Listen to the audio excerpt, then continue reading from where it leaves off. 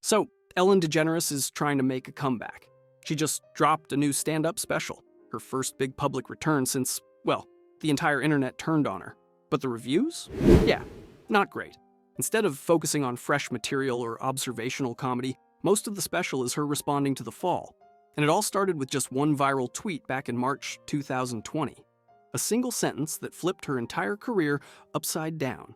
Right now, we all need a little kindness. You know, like Ellen DeGeneres always talks about, she's also notoriously one of the meanest people alive. That tweet, which was meant as a sarcastic jab, lit a fuse. Suddenly, it was open season on Ellen. People flooded Twitter with horror stories of their personal encounters, some almost too ridiculous to believe. One person claimed they worked brunch at a vegan spot called Real Food Daily. Ellen allegedly noticed their chipped nail polish. Not in the food, not even on her plate, just on the server's hand. She reportedly wrote a letter to the owner complaining about it.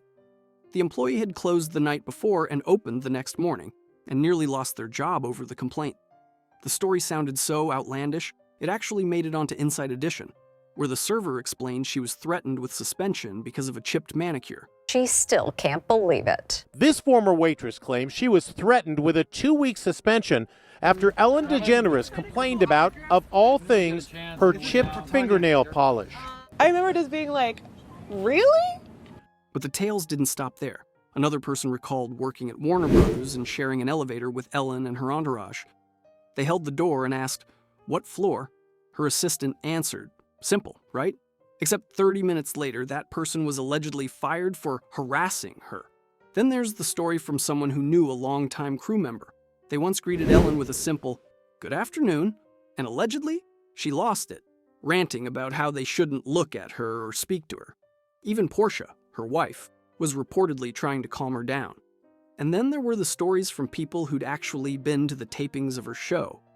Audience member Donna D'Amato went public, saying, "They tell you, you can't be smarter, funnier than Ellen. She's the comedian and the star, not you." Ellen's motto is be kind. Be kind to one another. But Dana says Ellen was actually the opposite on the day she visited.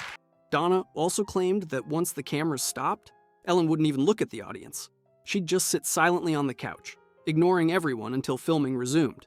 How does the Ellen we see on TV compare to the Ellen you saw when the cameras stopped rolling? Totally different.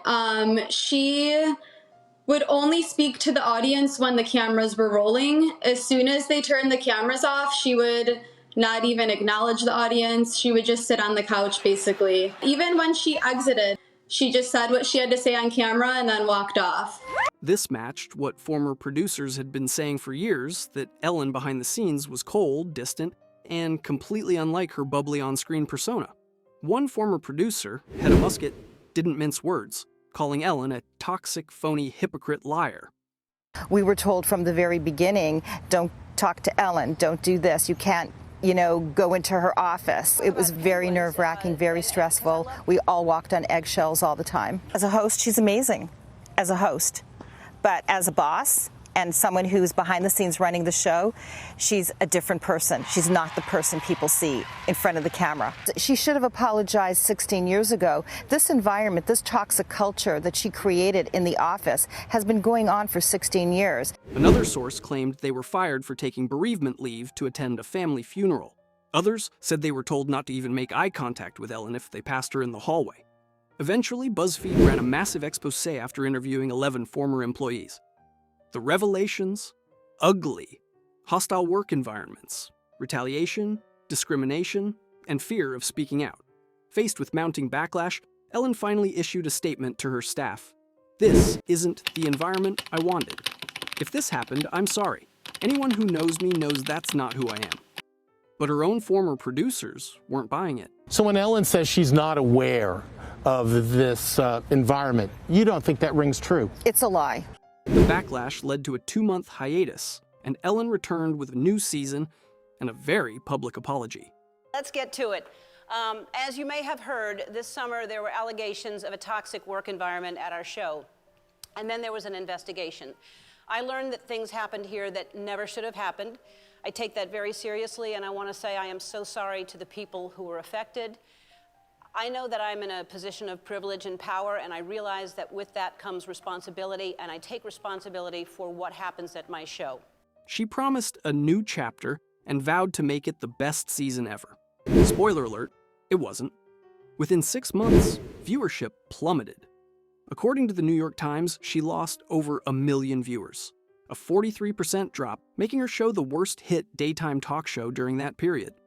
By May, Ellen announced the end of The Ellen Show. I have an announcement to make.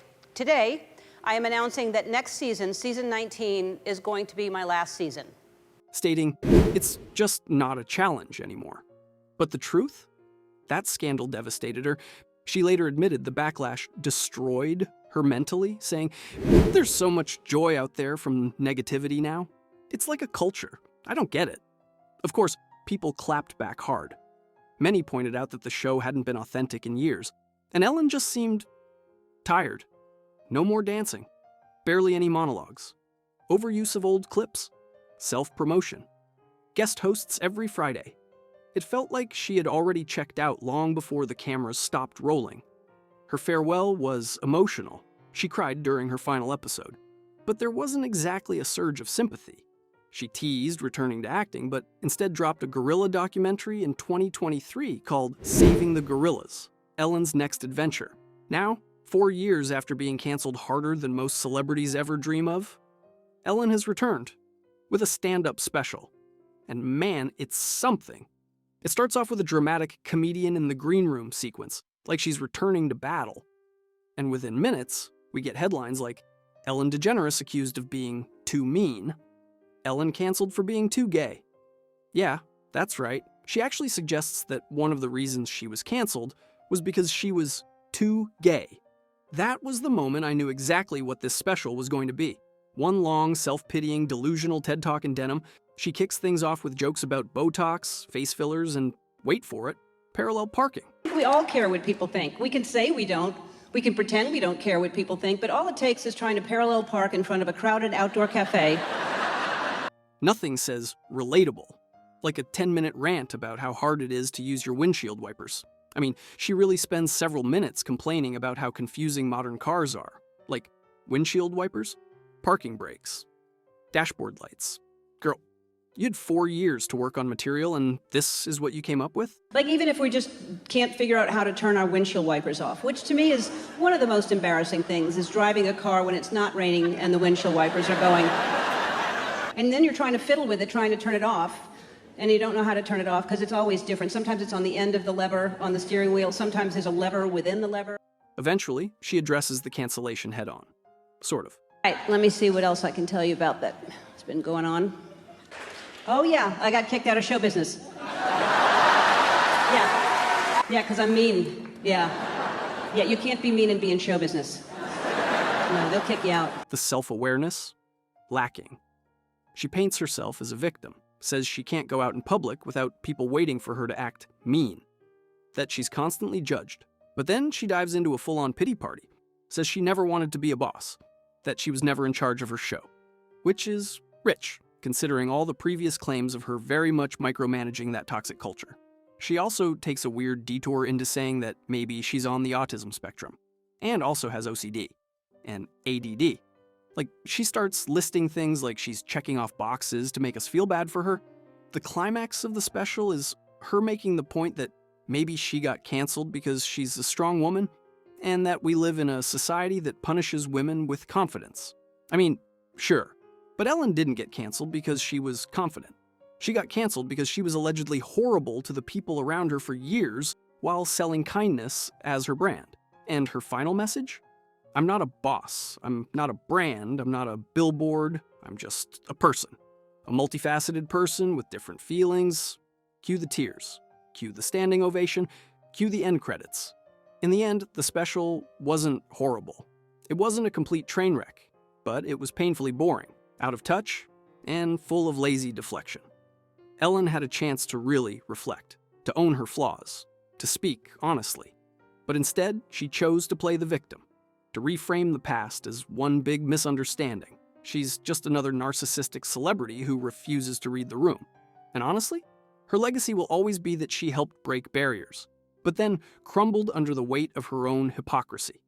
Let me know what you think about Ellen's big comeback down below in the comments. And as always, drop a like, subscribe, and ring that bell if you're into calling out people's weirdest downfalls.